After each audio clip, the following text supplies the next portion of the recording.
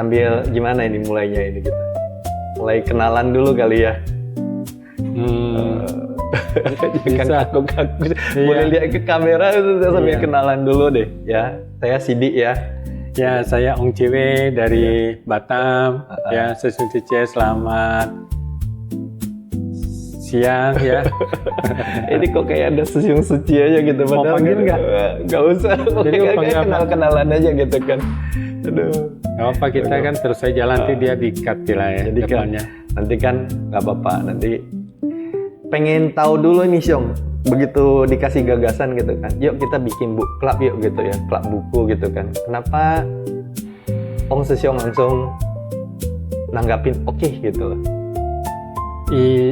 Iya, jadi kalau ditanya demikian ya, pasti kita kan melihat sesuatu aktivitas itu ada manfaatnya nggak? Ya, kalau ada manfaatnya, bermanfaat, tentunya ya kita berusaha untuk bisa merealisasikannya lah. Demikian ya, kalau memang bermanfaat kan. Saya melihat ini sangat bermanfaat, dan buku dari master ini kan sangat banyak sekali. Jadi kalau kita bisa membacanya sehingga kita bisa mengetahui, maka tentunya pasti juga akan bermanfaat buat kita. Demikian ya, Sesiung ya. Padahal gagasannya itu kemarin kita pas lagi ngobrol-ngobrol tentang apa, Ong Sesiong ada bawa satu ibu-ibu ya dari mana, yang dari Singapura yang lagi kesepian ke Chingse gitu ya. Iya. Ceritanya di situ ya bermulanya. Dia tinggal lama di Singapura, anaknya di Inggris, dan sekarang udah pindah ke Batam. Ibu ini bersama suaminya kena stroke, dan jadi dia merasa kesepian begitu ya. Untungnya ada tetangganya yang baik, bahwa dia datang ke Chingse, ya kan, dia datang ke sini ke Chingse, dan sehingga dia bisa merasakan happy. Dia bilang dia merasa bahagia datang ke sini, begitu.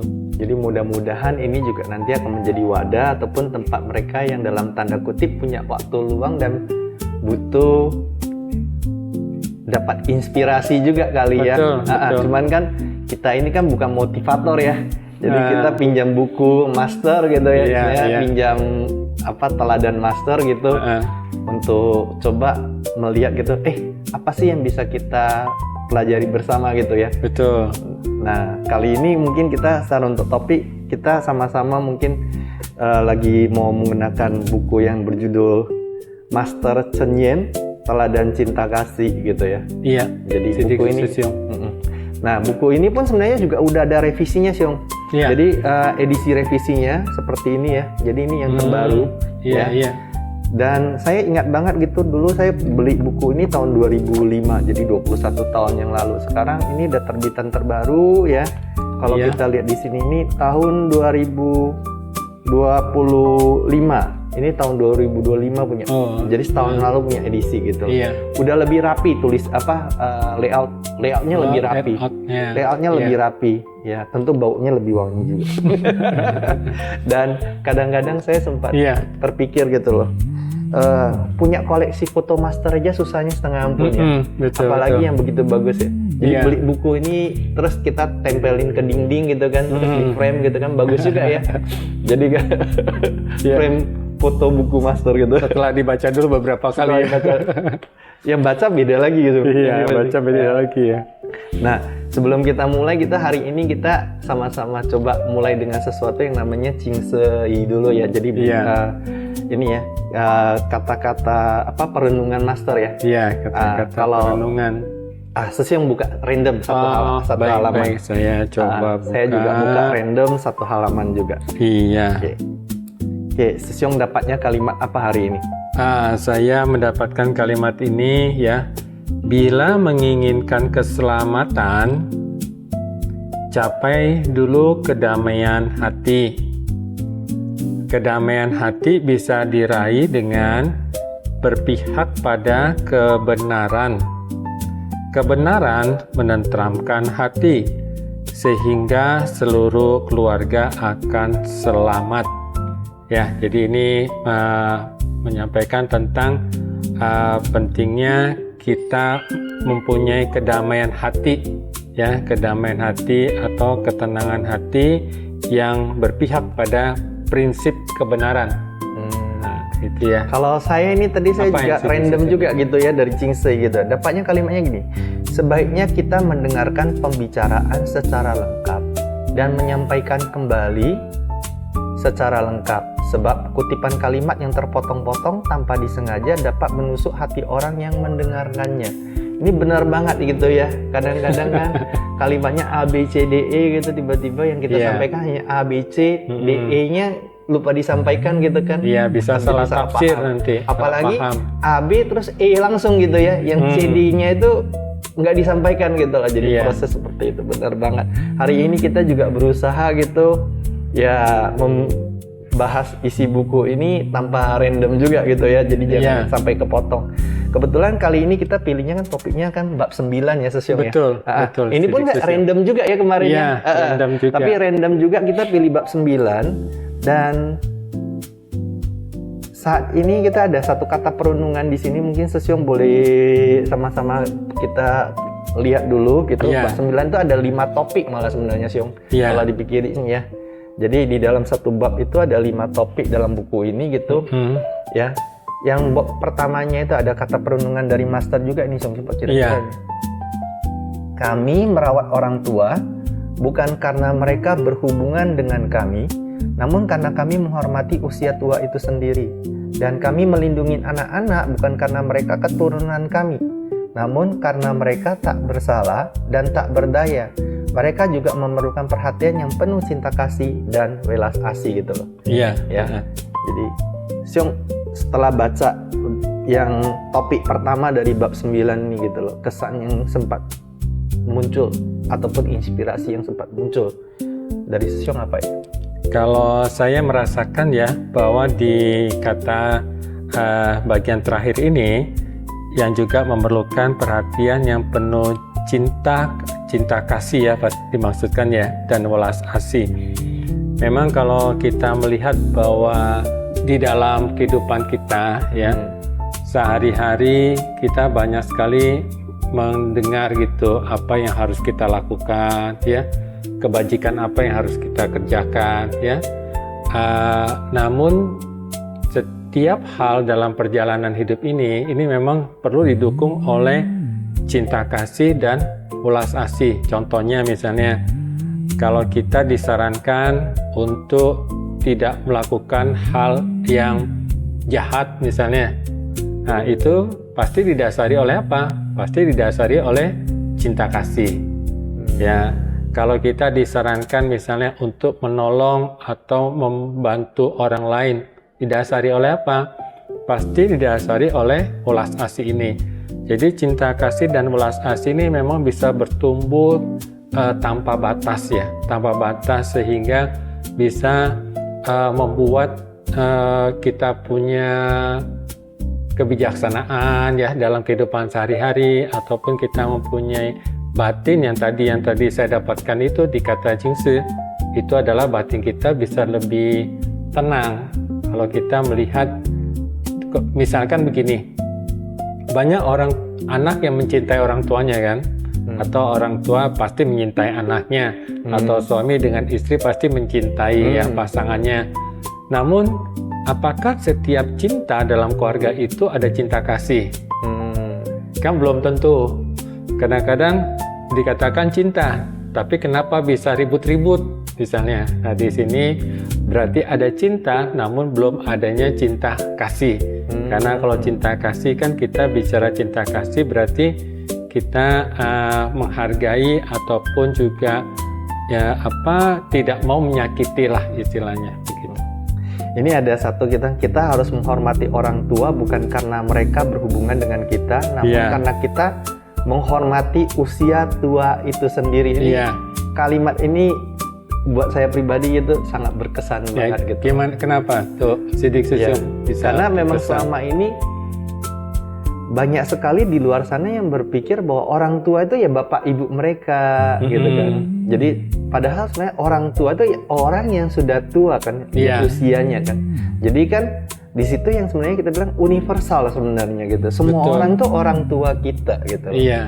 Jadi sesuatu hal konsep yang namanya lebih universal. Jadi kita nggak melekat pada yang namanya pemikiran, oh saya menghormati papa mamanya saya, tapi itu kan papa mamanya kamu gitu loh. Jadi saya nggak perlu respect. Bahkan ada loh sebenarnya sebaliknya gitu.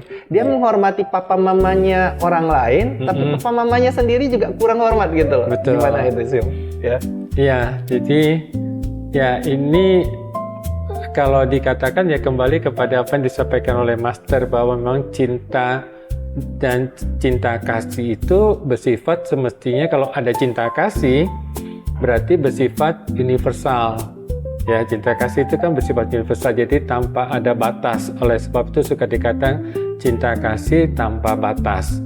Ya kan, cinta kasih agung yang tidak dibatasi oleh oh ini saudaraku, ini kelompokku misalnya, ya kan?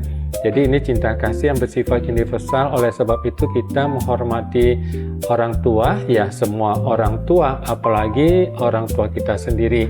Namun kadangkala bisa terjadi seseorang itu lebih menghormati orang tua orang lain daripada orang tuanya sendiri. Ya mungkin pada saat di masa kecilnya dia mengalami kondisi-kondisi yang tidak baik yang dilakukan perlakuan dari orang tuanya, sehingga di sini dia masih menyimpan ibaratnya dendam atau sakit hati istilahnya sakit hati. Nah ini karena apa? Nah inilah perlunya adanya di dalam batin seseorang itu ada cinta kasih, bukannya sekedar cinta. Kalau dia mencinta kasih pasti dia memiliki sifat menghargai orang lain, ya. Jadi dia menghargai orang lain, khususnya jasa dari orang tuanya ini. Gitu. Jadi terus ada satu kalimat lain lagi di buku ini, halaman, kalau edisi lamanya 143, kalau buku barunya mungkin ada halaman lainnya gitu ya. Itu ada satu kalimat yang mengatakan bahwa perkataan Confucius telah menjadi lebih dari sekedar perkataan dari para anggota Yayasan Buddha Suci. Ini Master bercerita tentang yang para anggotanya, istilahnya di sini terus menjalankan kata-kata tersebut. Jadi kita lihat gini, Suci kok ada juga mengingat tentang perkataan atau ajaran-ajaran Confucius gitu loh. Nah, Susiung ngelihatnya gimana gitu? Nah, kalau jadi, kita lihat dari buku ini ya, Sidik Susiung, buku ini kan ada 23 bab ya. 23 bab, dan kita hari ini mengambil topik di bab 9 ya. Di bab 9 ini, dan di bab 9 ini ada beberapa topik ya. Jadi kita bisa melihat mengapa pentingnya kita membaca buku ini. Ya, karena dengan kita membaca buku ini, Master selalu mengingatkan kan bahwa kita bisa dengan keyakinan ya membuka pintu Dharma. Jadi pintu Dharma itu memang bisa dari mana saja. Salah satunya pada saat kita membaca buku ini, dari satu bab 9 saja itu bisa kita mendapatkan berapa hal. Contohnya di topik ini ya, di bab 9 di topik pertama ini tentang kita pentingnya kita menghormati, ya menghormati orang tua dan juga melindungi anak-anak atau mencinta kasihlah kepada semua makhluk begitu ya. Kalau saya kebetulan Siung ya gitu ya, saya ngeliat gitu loh. Ya, memang kan ajaran Confucius itu kan ajaran budi pekerti ya. Iya. Jadi ini juga sebenarnya menggambarkan bahwa namanya sih Yayasan Buddha Suci, tapi selain ajarannya sebenarnya ya universal gitu loh. Betul. Ya, sesuatu yang baik. Jadi makanya Master juga mengingatkan kita tentang pentingnya untuk memahami tentang ajaran-ajaran Confucius yang baik itu ya, terutama budi pekerti ya. Iya. Gitu ya karena sih, kalau kita melihat kan yang dikatakan prinsip kebenaran yang kita pelajari sebetulnya dari Dharma ini adalah sesuatu prinsip kebenaran yang bersifat universal ya. Jadi nggak mesti harus terbatas sama Buddha dalam. Iya, jadi prinsip kebenaran yang bersifat universal. Figur-figur Buddhis. Iya. Yang dari alam semesta yang memang demikian ya. Betul. Ya. Nah, ya. Jadi semuanya itu juga prinsipnya adalah guru kita ya. Iya. Mau yang baik maupun jahat juga guru kita ya. Iya, kalau guru baik mengajarkan kebaikan, guru jahat mengajarkan untuk menghindari melakukannya kejahatan gitu ya. Untuk tidak melakukannya. Aduh. Ini ada lagi gitu kalimat-kalimat seperti mana ini menarik kalau Sesyong kalau baca di topik pertama ini banyak sekali Ya, sebenarnya. topik pertama ini memang pentingnya seseorang itu menumbuhkan cinta kasih dan belas asih ya. Kalau kita bisa menumbuhkan, ini memang melalui proses. Dan Master juga menyampaikan ya pada saat kita bersumbangsi, melakukan aktivitas seci ya, bersumbangsi itu secara tidak langsung kita menumbuhkan jiwa cinta kasih kita. Kalau yang di kedua ini ya Syung ya, yang kedua ini kita masuk ke topik yang kedua ya. Oke. Topik yang kedua ini silakan ya, menurut Dik Sesyong ya. Saya coba bacakan kata perenungannya dulu aja ya. Silakan. Sifat sejati seseorang adalah seperti air murni di danau yang penuh kedamaian, tak terganggu, lembut dan tenang. Sebuah dorongan eksternal yang dapat menciptakan ombak yang bergelora, menyebabkan air menjadi keruh untuk sesaat, namun ketika dorongan tersebut lenyap dan efeknya telah berakhir, air tersebut akan kembali tenang gitu loh. Nah, ya. Jadi saya ngelihatnya gitu bahwa ya hidup itu malah justru saya bisa mengartikan bahwa hidup itu nggak selalu tenang sebenarnya gitu loh. Justru ada riak, ada perubahan, itulah di situ kita belajar gitu loh. Kalau tenang aja gitu ya kita nggak akan belajar. Tapi setelah belajar banyak kita butuh ketenangan kembali Syung. Ya, jadi jangan belajar terus tapi kita lupa hening. Lupa ketenangan. Nah itu juga bahaya. Kalau menurut saya sih kalimatnya saya coba memahaminya seperti ini gitu loh. Ya. Iya, jadi memang ya demikian ya. Jadi memang jadi apapun yang gejolak yang terjadi, kerisauan yang terjadi itu sebenarnya bagaimana respon kita kan terhadap kondisi luar. Ya, mungkin bagi orang lain itu hal yang biasa karena dia sudah biasa menghadapi. Bagi orang yang belum terbiasa, dia mungkin menjadi risau menghadapi tersebut. Jadi ini kondisi luar itu memang selalu ada demikian. Namun ya Master selalu mengingatkan juga kepada kita bahwa kita jangan sampai terikat dengan kondisi luar, terpengaruh dengan kondisi luar. Ya kan, yang paling kita harus perhatikan adalah kalau bicara ketenangan, berarti kita harus melihat bagaimana kita menjaga batin kita sendiri. Ya kan, menenangkan batin kita. Ibarat kalau orang diminta menjaga rumah, ya dijaga rumahnya. Nggak usah harus keluar rumah kan. Jadi kalau kita dikatakan menjaga batin, berarti kita supaya tenang, ya kita harus jaga diri kita sendiri. Bagaimana mengkondisikan batin ini lebih tenang. Ya, karena kalau di sini kan disampaikan juga kalau kadang-kala ada ombak begitu ya, yang ini menumbuhkan kita keruh sesaat. Dan namun kalau kita berusaha melihat, oh ini ada ombak, ya kita semakin harus lebih memperhatikan. Ya, tapi ini kan memang kembali lagi kepada terbiasa nggak kita untuk melakukannya. Kalau kita tidak terbiasa untuk menenangkannya, ya tentu tidak menjadi keahlian, karena sebuah keahlian itu muncul dari sebuah kebiasaan kan, sering melakukan. Jadi memang oleh sebab itu suka dikatakan di jalan seci ini kita bersama-sama untuk membina diri, ya kan, sehingga sering, makanya kalau kita ketemu semakin banyak orang kan, biasanya kita semakin banyak juga kondisi-kondisi yang muncul ya.